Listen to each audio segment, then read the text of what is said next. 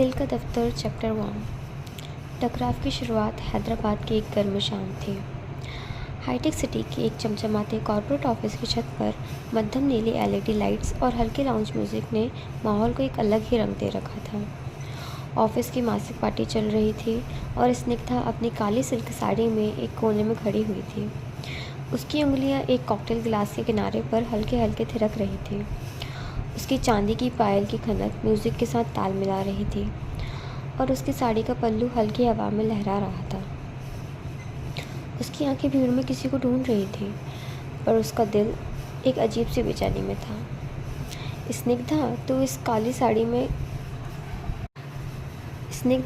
साड़ी में किसी बॉस से कम नहीं लग रही। एक गहरी, थोड़ी चिढ़ाने वाली आवाज़ ने उसका ध्यान खींचा। वहाँ राघव खड़ा हुआ था।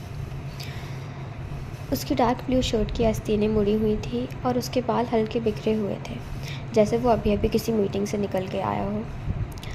राघव स्निग्धा का ऑफिस राइवल, जिसके साथ प्रोजेक्ट्स पर बहस और तीखी टकरार उसकी रोज़मर्रा की बात थी। उसकी मुस्कान में वो शरारती चमक थी जो स्निग्धा को हमेशा गुस्सा भी दिलाती थी और उसकी मुस्कान में एक शरारती चमक थी जो स्निग्धा को हमेशा गुस्सा भी दिलाती थी और बेकरार भी करती थी।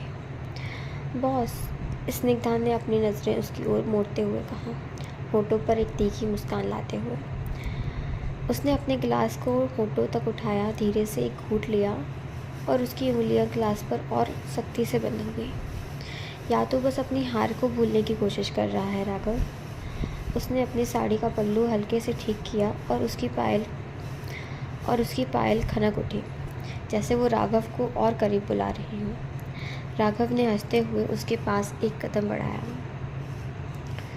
इतना करीब कि स्निग्धा उसकी कॉलन की तीखी खुशबू और उसकी सांसों की गर्मी महसूस कर सकती थी। हार? उसने धीमे से कहा। उसकी आवाज़ में एक मादक गहराई थी। तू जब इस साड़ी में पायल खनकाती है स्निग्धा, मेरी सारी जीत बेकार हो जाती है। उसने अपनी उंगलियां स्निग्धा की कलाई के पास हवा में रोकी, बस इतना